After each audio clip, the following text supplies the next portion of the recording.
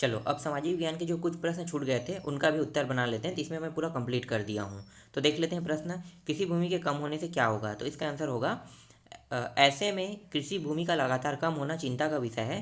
सुझाव दिया गया कि कम जमीन में ज़्यादा उपज लेने की अच्छी क्वालिटी के बीजों का इस्तेमाल बढ़ाना जाना चाहिए। उर्वरकों के संतुलित इस्तेमाल के साथ ही इन तक आम किसानों की पहुंच को आसान बनाने को कहा गया।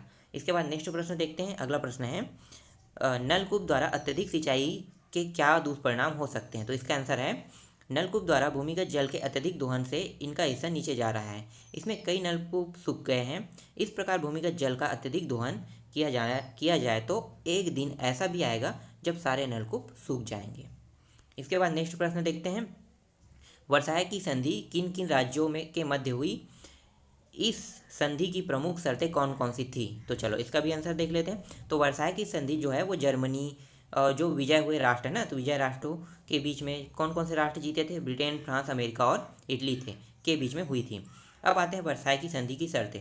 तो कुछ प्रमुख शर्तों को देख लेते हैं जो एग्जाम की दृष्टि से महत्वपूर्ण है। तो वर्साय की संधि की पहला जो संधि हुआ था, ठीक है, इसमें क्या शर्तें रखी गई थी। तो देखो यहाँ पे लिखा हुआ है, यह तय किया गया कि जर्मनी जो है वो 66 लाख पाउंड राशि किस्तों में फ्रांस, बेल्जियम और ब्रिटेन को देता रहेगा। जब कई वर्षों के बाद यह स्पष्ट हुआ कि जर्मनी इटली इतनी बड़ी रकम नहीं दे पाएगा तो कम से कम 20,000 लाख पाउंड किया जाएगा।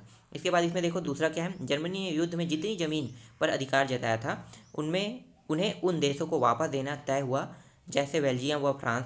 पूर्व में रूस से हुई संधि में जो जमीन जर्मनी को मिली थी उस पर स्वतंत्र राज्यों की स्थापना हुई। इसके बाद देखो तीसरा देख लेते हैं। अगला है यहाँ पे तीसरा इसी में, ठीक है, सन 1871 में जर्मनी द्वारा फ्रांस से छीन गया अल्लास और लॉरेन क्षेत्र फिर से फ्रांस को लौटाया गया। इसके अलावा सार की घाटी 15 वर्ष के लिए फ्रांस को दे दी गई। फिर नेक्स्ट है चौथा इसमें, पूर्व में जर्मन साम्राज्य के एक बड़े हिस्से को काटकर नवगठित पोलैंड देश में मिला दिया गया। इसका यह परिणाम हुआ कि जर्मनी का पूर्वी हिस्सा बाकी जर्मनी से अलग थलग पड़ गया। दोनों हिस्सों के बीच की डेंजिंग पट्टी पोलैंड को दी गई ताकि इसकी समुद्र तक पहुंच बनी रहे। चलो अब अगला देख लेते हैं। नेक्स्ट प्रश्न है, विद्यार्थी को प्रदान की जाने वाली छात्रवृत्ति को सार्वजनिक हित की श्रेणी में क्यों रखा गया। तो इसका आंसर है छात्रों को उनकी शैक्षणिक उपलब्धि और शैक्षणिक कार्यक्रम के सम्मान में छात्रवृत्ति दी जाती है। छात्रवृत्ति प्राप्त करना एक महत्वपूर्ण उपलब्धि है, चाहे आप अपनी नौकरी शुरू कर रहे हो या नए कौशल विकसित करने के लिए हुई हाई स्कूल में पढ़ रहे हो। सरकारी स्कूल और विश्वविद्यालयों में शिक्षा की खराब गुणवत्ता प्राथमिक चुनौती में से एक है।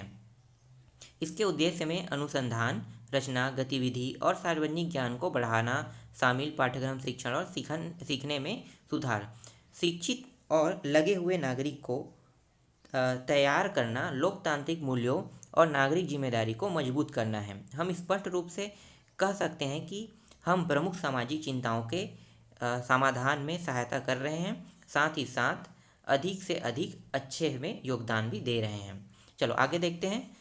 अगला प्रश्न है, संविधान सभा ने संविधान निर्माण में लोगों की भागीदारी को बढ़ाने के लिए क्या कदम उठाए। तो इसका आंसर आपको लिखना है, संविधान की मुख्य विशेषता के संबंध में प्रश्नावली सभी प्रांतीय विधानसभा विधानमंडल और केंद्रीय विधानमंडल के सदस्यों को उनकी राय लेने के लिए भेजी गई थी। अल्पसंख्यक और मौलिक अधिकार परामर्श समिति के प्रश्नावली पारदर्शिता के साथ समाचार पत्र पत्रिकाओं के माध्यम से जनता तक चर्चा के लिए संचालित होती थी। समाचार पत्रों तथा आम सभाओं में इन प्रश्नों व विभिन्न प्रस्तावों पर चर्चा और विचार विमर्श होता था और पत्रों के माध्यम से समितियों तक पहुंचता था। इस प्रकार संविधान सभा के कार्य जन चर्चा के विषय बनते थे। सभी की राय को महत्व दिया गया तथा व्यापक वाद विवाद के बाद आम सहमति बनाई गई।